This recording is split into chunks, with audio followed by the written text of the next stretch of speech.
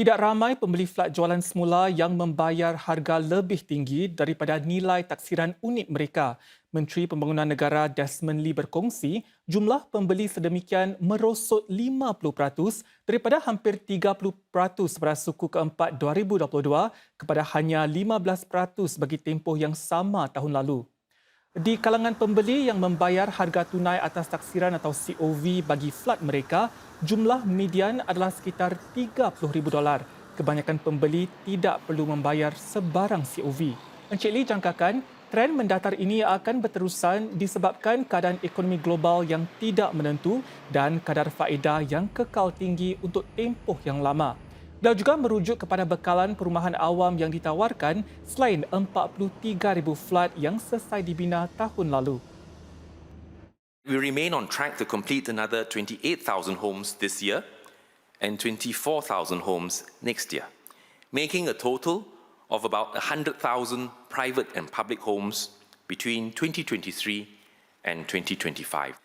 In sum, housing prices are unlikely to sustain the momentum that they've seen in the past 3 years. So I encourage buyers to be prudent in their purchases to avoid overextending themselves. Sementara itu, penjualan rumah privat baharu untuk Disember lalu cecah paras terendah sejak Januari 2009 semasa krisis keuangan global. Pemerhati industri mengatakan ini disebabkan tiadanya pelancaran projek yang besar serta aktiviti yang berkurangan pada penghujung tahun. Namun, trend ini tidak membimbangkan kerana jualan dijangka meningkat semula pada tahun baru. Sebanyak 135 unit dijual bulan lalu, bermakna kemerosotan lebih 80% berbanding 784 unit yang dijual pada sepanjang November. Penjualan juga merosot 20% dalam perbandingan tahun ke tahun, di mana 170 unit terjual pada Disember 2022 termasuk kondominium eksekutif.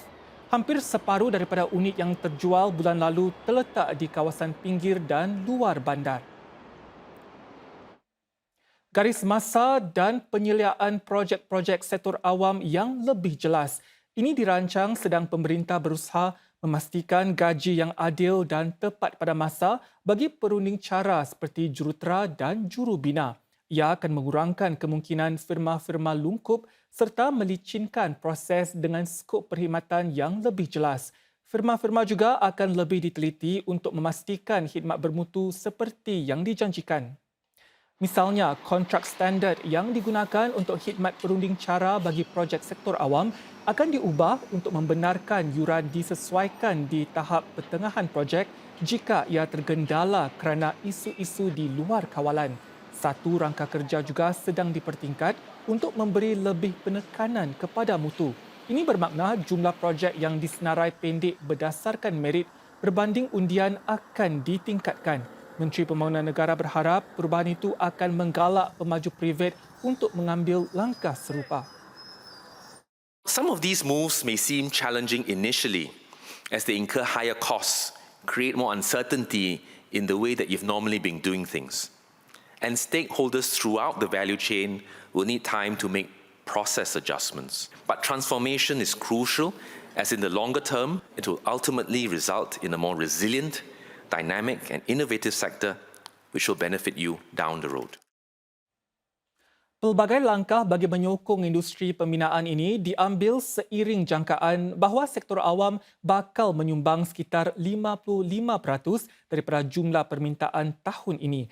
Ia didorong oleh pembinaan lebih banyak flat bina ikut tempahan atau BTO serta prasarana awam seperti pembinaan MRT dan peningkatan jalan raya. Penguasa Bangunan dan Binaan BCA menganggarkan sekitar $18 bilion hingga $21 bilion akan dibelanjakan untuk projek sektor awam manakala permintaan sektor swasta dijangka berkisar antara $14 dan $17 bilion.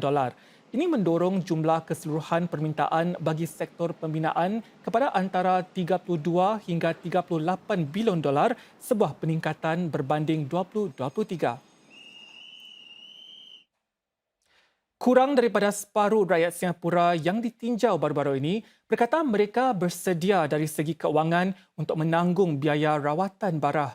Tinjauan ini dijalankan bersama oleh Institut Bara Universiti Nasional Singapura atau NCIS, Research for Impact Singapore serta Bank DBS.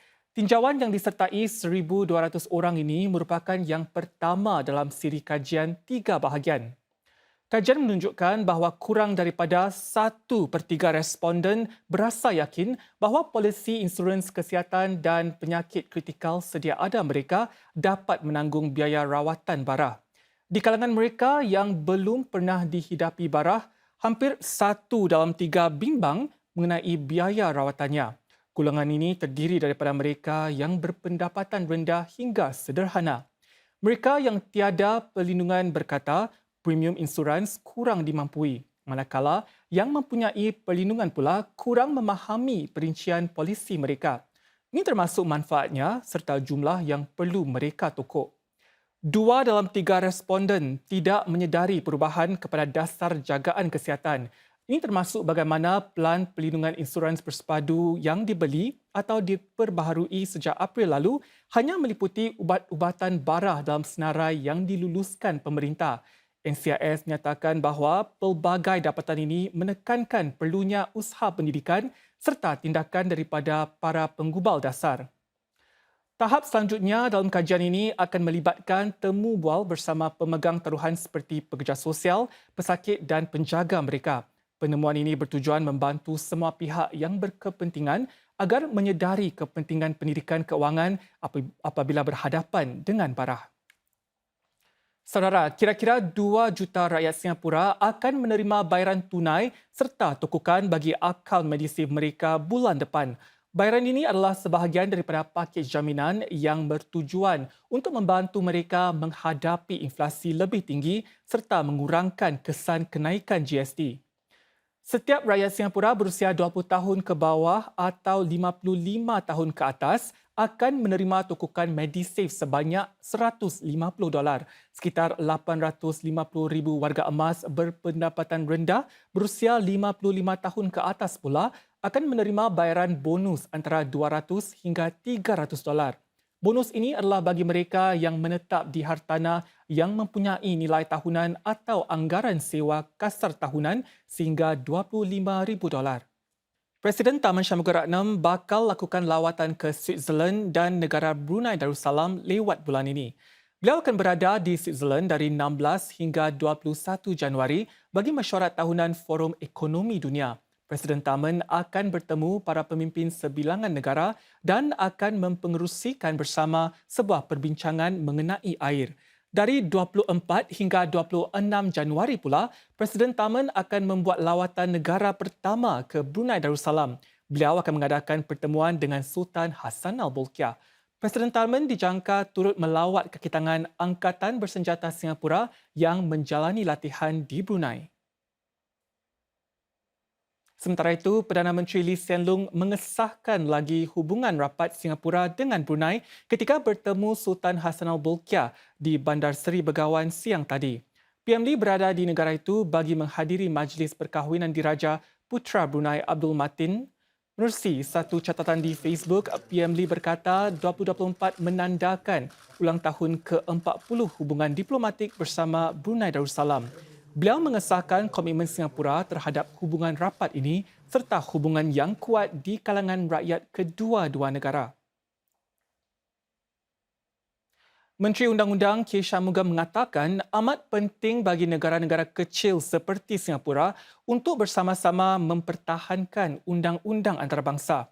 Umpamanya, dengan menegur negara-negara besar apabila tindakan mereka bertentangan dengan undang-undang antarabangsa atas pelanggaran dan sikap tidak adil mereka. Tambah beliau, negara-negara kecil perlu cuba pulihkan keyakinan pada sistem antarabangsa yang berteraskan undang-undang. Ini adalah penting demi kesinambungan negara-negara ini. Di persidangan semakan tahunan Undang-Undang Antarabangsa, Encik Shanmugam menyorot contoh manfaat undang-undang antarabangsa. Beliau merujuk kepada bagaimana kebanyakan negara anggota PBB menyokong ketetapan yang mengutuk pencerobohan Rusia ke atas Ukraine. Menurut Encik Shanmugam, ini mempunyai kesan mendalam bagi membantah kesahihan tindakan itu. It's also worth noting that in both the Ukraine and Gaza wars, Russia and Israel have sought to justify their actions under international law rather than completely ignore its existence. And that is telling. It is an acknowledgement.